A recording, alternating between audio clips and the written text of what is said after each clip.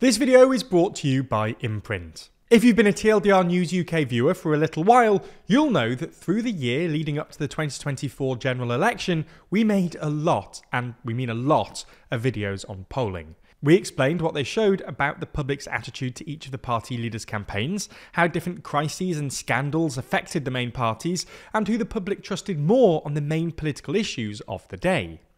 The thing is, throughout this period, the overarching message was clear, that Labour were going to win big at the next election, with a big majority.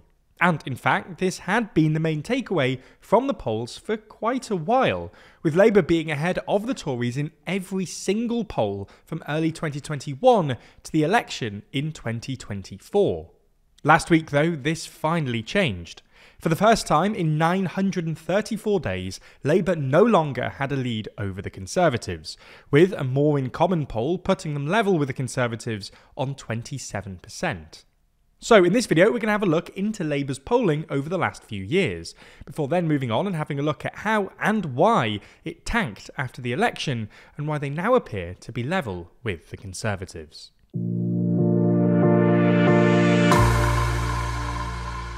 Before we start, if you haven't already, please consider subscribing and ringing the bell to stay in the loop and be notified when we release new videos.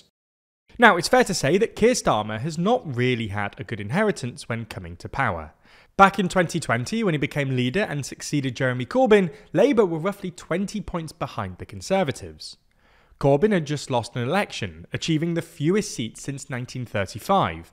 Prime Minister Boris Johnson had finally taken the UK out of the EU, achieving the promise he made in the 2019 general election, and the Tory government was benefiting from a Covid-induced rally round the flag effect.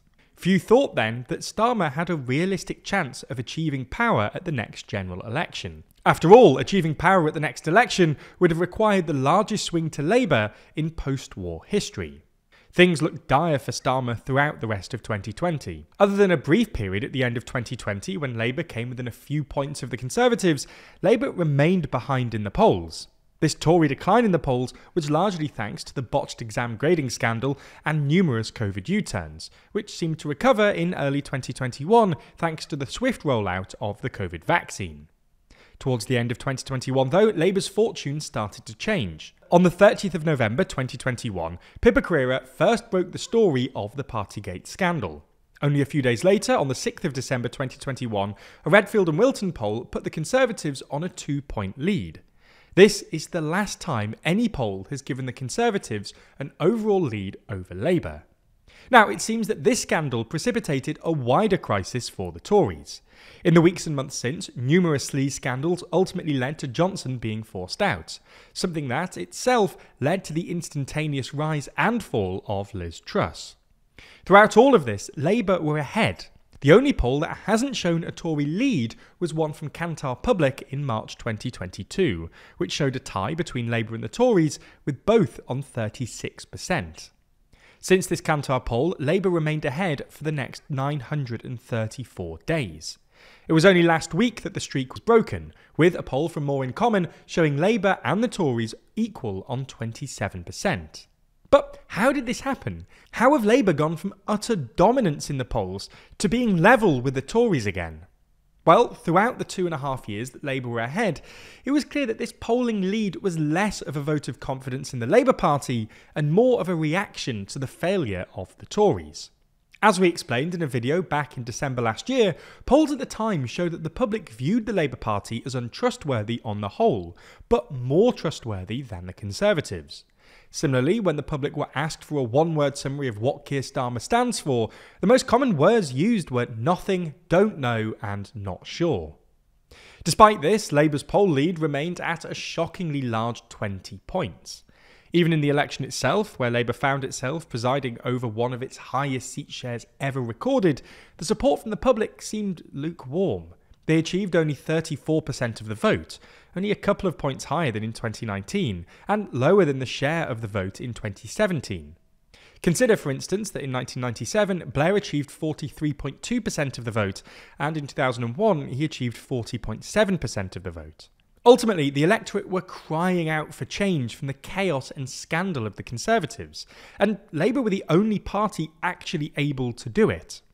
Neither Labour's dominance in the poll nor their election victory were really demonstrations of support from the public, rather they were demonstrations of disapproval of the Tories.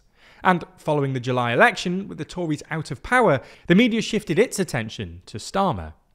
Throughout his first few months in office, there have been internal power struggles between Sue Gray and Morgan McSweeney, and one of the first big decisions by his government was to limit the winter fuel allowance to just those pensioners that were receiving some state benefit, something that caused an almighty backlash in the press. The fact that this took place at the time when the government was being accused of accepting freebies from donors, pop stars and multimillionaires really didn't help, and helped to undermine the narrative that Starmer had spent years building. That Labour are different from the Tories, that unlike Johnson and Truss, he would restore trust and integrity to politics. Put simply, voters were swiftly convinced that Starmer was not the agent of change he promised to be. This can be seen when we dig a little deeper into the polling too. 69% of voters told More in Common that the new Labour government feels more of the same compared to the previous Conservative government, compared to only 31% that says it feels genuinely different. Similarly, a huge 66% of people claim that in the UK, things are getting worse, with only 9% saying that things are getting better. The effect of this has been a monumental drop in Starmer's approval rating, to the point that he's now more unpopular than Sunak, and ultimately such a significant drop in overall Labour voting intention that they're now also level with the Tories. The question over the next few months will be whether Starmer is able to bring this back. With a particularly painful budget on the horizon though, Starmer will really have his work cut out. Fans of TLDR like you care about understanding the world around them. That's where today's sponsor Imprint comes into play. If you care about building a life of learning, then Imprint is the app for you.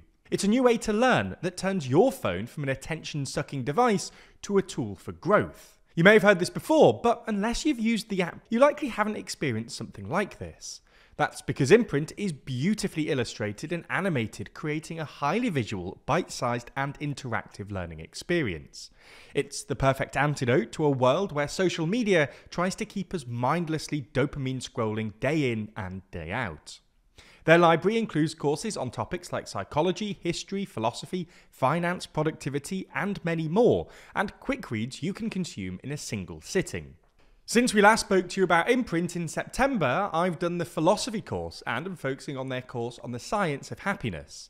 People study how to get in shape, how to eat right, and how to advance in their career. Understanding how humans are wired to be happy has been an interesting path to go down that I highly recommend to all of you. So make yourself feel better about your screen time, build a real habit of learning every day, and join the millions of people using Imprint.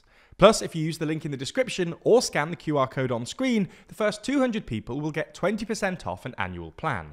Plus, they'll know that you came from us.